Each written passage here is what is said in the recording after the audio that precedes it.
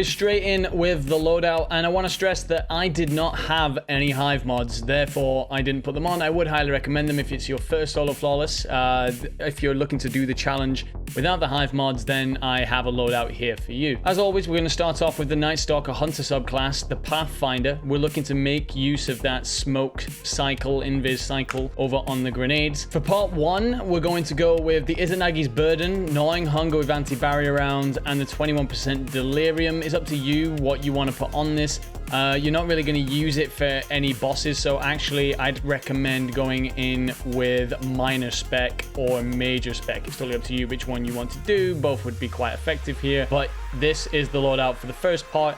Later on, you're going to change out Izanagi's for the Mountaintop and Anarchy, but that's only when you get down to the final boss. Everything else you're going to stick with that Delirium Izanagi's Burden combo. As for armor, we're going to go with 1 major resist, 2 grenade launcher, ammo finders, and an empowered finish, obviously giving you the ability to become charged with light. I've spoken before about how I like this charged with light cycle. A lot of people won't use it, don't use it. If you don't want to, that's fine. You're only going to give yourself more room for other mods, but I personally am a big fan of it. It only uses up 1/10 of your super empowered finish. I like to use it. Going to the grips, we've got a minor resist with enhanced grenade launcher loader and high energy fire. High energy fire being that you consume 1 stack of your charge with light and then gain bonus damage. For the exotic, you're going to go with your 6th coyote. On this, I've got a major resist, grenade launcher reserves, and overload grenades. Whilst on the boots, you've got minor resist, double grenade launcher scav, and taking charge. Taking charge being that you become charged with light by picking up orbs of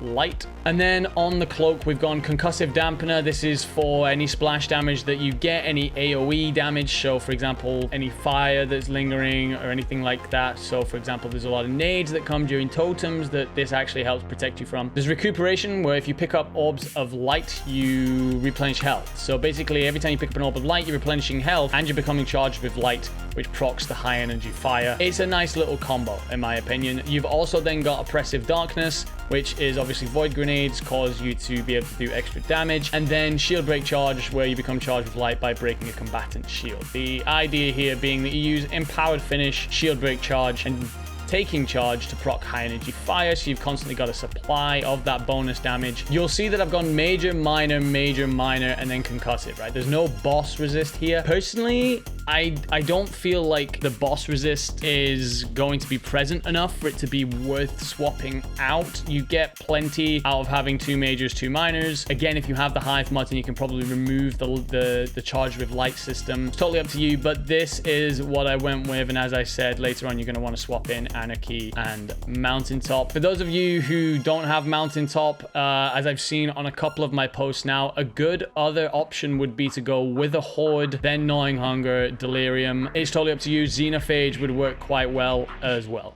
As for strategy, moving through part 1 is really easy. You've just got to drop down that first bit. Make sure you break your fall. There is a way in which you can go straight down, but don't risk it unless you're just super confident with it. By the time I recorded it, I had taken this jump quite a few times. You then want to look for the rune with the A on the top. It's a Hive rune that looks like an A. You want to go in there, kill the sword bearer, and then you want to look at the 3 symbols that are on the wall. And basically, those 3 symbols are going to house the 3 bosses that you need to kill. A lot of them have names. So for example, one looks like an ice cream cone, one looks like a spider, one looks like a ship, and generally speaking, you can use this to navigate your way around. You can look around and see where all of them are, or just pull up a map on your other screen and it will guide you to where you need to go. Those 3 rooms that are marked contain the 3 bosses that you need to kill to progress onto the next bit. So the best way to take this on is to get near to the building that you want to be in. So for example, let's say you need ice cream cone building. You head to the symbol and it will be above an area with a lot of ads. You want to clean up all the ads there, as well as the pit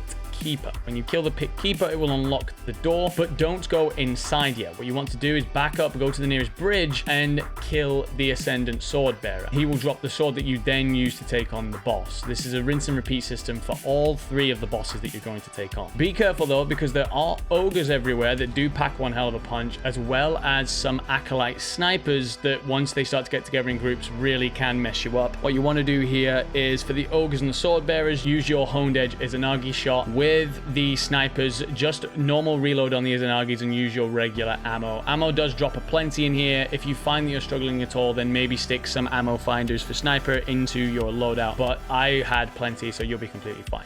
As for the 3 different bosses, the first one is the Knight. They only take damage from the melee attack. So your left click or your right trigger if you're on a controller. I'd clean up the thrall first. So if you just jump above them for a second, then they'll all end up grouping together, and then just attack them with the fling attack, which is your right click if you're on the mouse. You then fight the Knight. Now, there is a combo of letting it try and attack you whilst you block, and then you attack it twice and you block, and then you attack it twice and you block. I couldn't get this to work consistently.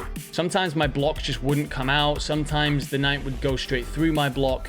So what I decided to do instead was just attack twice, jump away, attack twice, jump away. You can jump up above the Knight. The Knight will still swing for you and more likely miss, and then you can get an extra blow in from behind, but it doesn't really matter. Take your time with it. Like literally 2 attacks and then jump away, 2 attacks, jump away. Use the super slam when you get it, and that will clean up the Knight nice and easily. Next boss is the Wizard. Now in this room, you're going to find that the Wizard boss has 2 wizard friends. I used the Delirium to kill the 2 minor wizards, and then with the main wizard you need to use the fling attack. You cannot damage it any other way, and again, just take your time. Use your pillars in the room, fling all of your attacks, and I'd say fling maybe 2 or 3 and then dip behind the pillar again, and then fling another 2 or 3 and dip behind the pillar again. It's really easy, but you do not want to be greedy here because the wizard will clean you up in no time if you let it. And finally is the Shrieker. Now the Shrieker is going to have 2 ogres with it. The way you want to deal with these is just to load a honed edge bullet into your Izanagis at the front door, shoot the ogre in the face, ogre will die, otherwise you've got Delirium too. And then the way the Shrieker works is you use your block to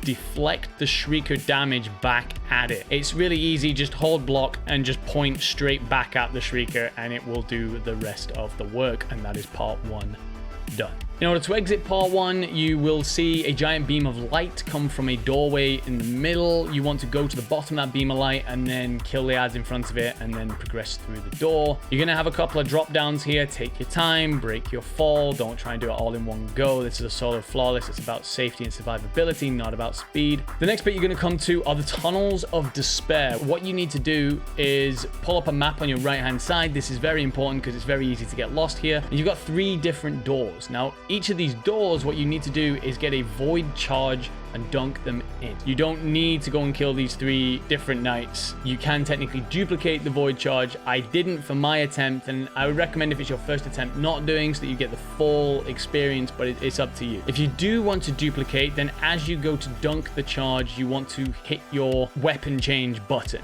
You basically want to hit your weapon change and the dunk at the same time. It will dunk the orb, but then it will drop it as well. So then you just pick it back up.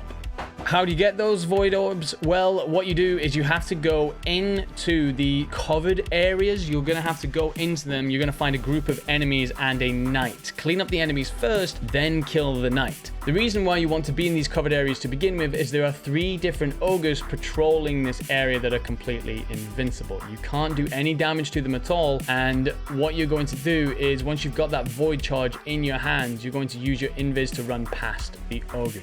My recommendation would be to go invisible. The ogre will come and stand at the door that you're trying to escape from. I don't know if they can smell you or just sense the orb of light or whatever, but they will come to the door that you're going to try and get out of. You want to go invis, shade step next to the ogre so that you've got another invis, grab the ball and run. You can jump and attack, which will fling you forward faster, but that will break your invis, so use it sparingly. Rinse and repeat this process for the 3 different doors. This encounter is more about just avoiding getting lost than anything. It's a really quick one if you know where you're going.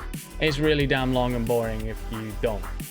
Completing tunnels will immediately take you into Totems. Now, Totems is by far the hardest challenge in this dungeon. Totems is actually where I died, I'd say 3 times, and it was because of an overwhelming presence of enemies. So I'm going to break this down into parts. The way this room works is there's a plate in the middle. You have to periodically touch this plate. You do not have to stand on the plate at all times. Every time you touch that plate, it will reset. However, if you have not been on that plate for a period of time, it will wipe you, and that's that's your run over. What you want to do is kill the first ads, stand on the plate to reset it. At all times, you want to make sure you are moving around. There will be a lot of incoming grenades, a lot of incoming fire, and you basically want to just continually clean up any ads in front of you if you see them as a threat. There will be a bunch of thrall that run at you. Use them to proc your invises that you need, and they are actually quite useful, and honestly, unless you get completely overwhelmed, they're really, really harmless. You want to look for 3 knights. One's going to be at each door, but they will not push you. They will stay back there, and they're the ones that you need to kill to grab their void light and go and dunk it in the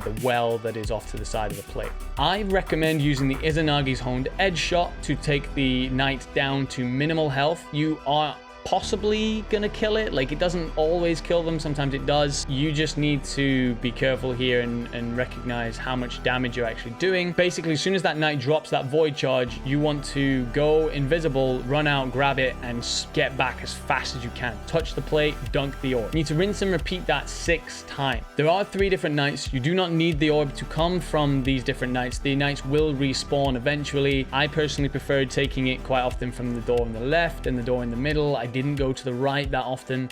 No particular reason, just personal preference. Every time you dunk an orb of light, 2 boomer knights will spawn on the ledges above you. I highly recommend taking these out every time they spawn, and the way to do this is to dunk, go invisible, proc your honed edge shot, take their head off, then go invisible again and take out the second one. Do not bother with the ads or progress the stage in any way. You have plenty of time. Get rid of the boomers before you then start to focus on your next orb. This one is all about playing safe under pressure. You need to consistently recognize when it is that you need to go invisible and keep an invisibility stack with you at all time. When you get to the bottom, there is another tunnel phase. I forget what it's actually called, but this is basically the wizard section. And when you land at the bottom of that drop down, you're going to see 3 runes. I'd pull up a map next to you, and when you get to those 3 different places, there will be a bunch of small ads as well as a wizard. It's the wizards that you need to kill at all 3 places in order to progress. This area is filled with booby traps.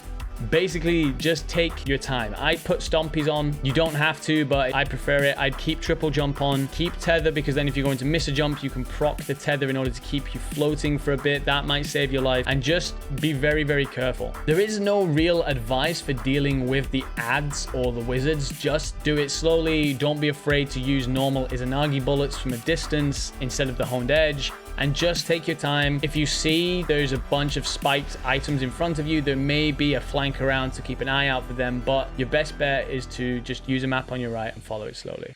And finally comes the boss of the entire dungeon. Now, honestly, the boss is the easiest bit in the entire thing, in my opinion. Like, this is really not a difficult boss fight. I don't know how it was, obviously, when it first came out, but as far as I'm concerned, out of the 3 dungeons that we've solo flawless, this is by far the easiest boss fight.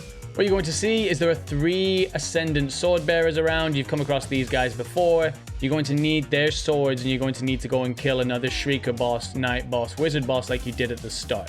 What I did personally was I killed an Ascendant Sword Bearer. I ran to the back of the room and then killed the Shrieker, because you can just hold block and get rid of that one nice and easily, and that gives you a safe point from which to launch your next attacks. I would take your time to clean up all the ads that you can, and when you kill the boss, it will drop a void charge. Go invisible, pick up the void charge, and then dunk it at the place that you are going to take on next. So, for example, I killed the Shrieker, and then I would go to Knight. So what I would do is I would pick up the void charge, and I would go and dunk it outside of the Knight room. The reason for this is because then when you get your final ball and you go to dunk it, the boss will not be stood at the place where you've got to dunk, and you avoid the risk of getting booped. It's kind of hard to show you without it happening, but the idea is that you don't want to be dunking a ball stood right next to the boss, because there's a risk of just getting boop slammed into a wall and dying. It didn't happen to me, so I can't really show you it happening, but this is the warning that comes with this boss fight. After you've done Shrieker and you've dunked it in Knight, kill the Knight and then dunk that into Wizard, and then kill the Wizard and dunk that into Shrieker. Next comes the boss damage wave, and this is a very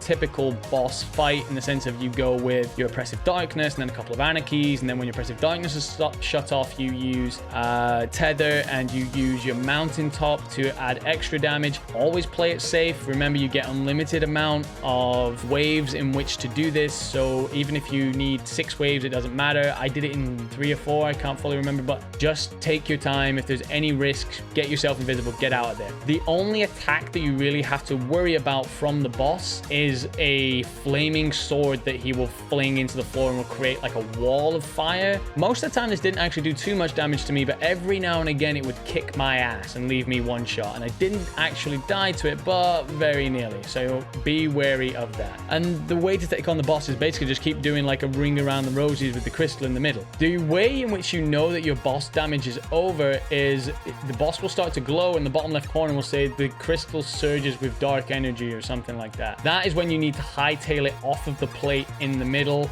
with that you have to be standing on to do the damage. If you don't get out before he slams, you will die. So as soon as you see that phrase come up in the bottom corner, just get out, invis yourself and run. Like, there's no need to stick around, and just rinse and repeat this cycle. And that's it, really. I mean, I wish you guys the best of luck, but to a lot of you, this is going to be really straightforward. I think I had about 12 attempts in the end, but honestly, I'd say about 3 of those deaths were legit deaths. I blew myself up like 2 or 3 times. I died to fall damage like 2 or 3 times. There's a lot of deaths from this that are going to come that are just bloody annoying. You know, the spiked traps that you can get killed by, all of those things, they're just more annoying deaths rather than difficult deaths, and that's something you're just going to have to accept with this. Some people will get through this in 2 or 3 attempts because the actual encounters really aren't that difficult. Totems is the only one where you're under significant pressure, so you're going to be fine. Just take your time, play your life, and best of luck with your solo flawless. If you enjoyed this, guys, please do leave a like